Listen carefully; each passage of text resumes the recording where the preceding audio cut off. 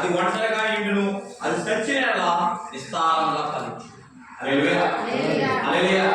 భూమిలో పడిన చెట్టు ఇత్తరము చనిపోకపోతే కనుక, అది చనిపోయి కొన్ని విత్తనాలు తీసుకురాకపోతే కనుక అది ఒంటరిగానే ఉంటుంది, ఒక్కటిగానే ఉండిపోతాం. చనిపోతే కనుక భూమిలో పడి అది ఏమవుతుందండి, పైకొచ్చి మొక్కయి చాలా విత్తనాలను తీసుకొచ్చి ఫలించాలి. ఈరోజు కూడా క్రైస్తవ జీవితంలో నువ్వు ఇంకొకరిని తీసుకురావాలన్నా, ఇంకొకరి నీ కుటుంబం ఆశ్రయించబడాలన్నా, నీ కుటుంబం ఫలించాలన్నా, నీ భూలోకంలో ఉన్న విషయాల్లో, భూమి మీద ఉన్న కార్యాలు సరైన. హల్లెలూయా హల్లెలూయా.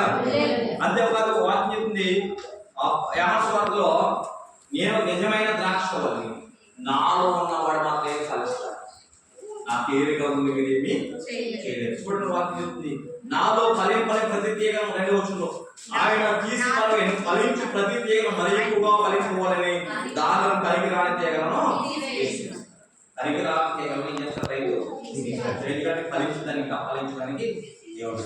హల్లెలూయా హల్లెలూయా. 4వ వచనం, నా యందు నిలిచుండుడి, మీ యందు నేను నిలిచుండును.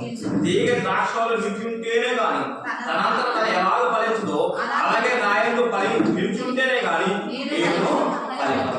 ఉదాహరణకు చెబుతున్న మాట ఏంటంటే, మనకు మనంగా ఫలించలేము అని జ్ఞాపకం చేసుకోవాలి.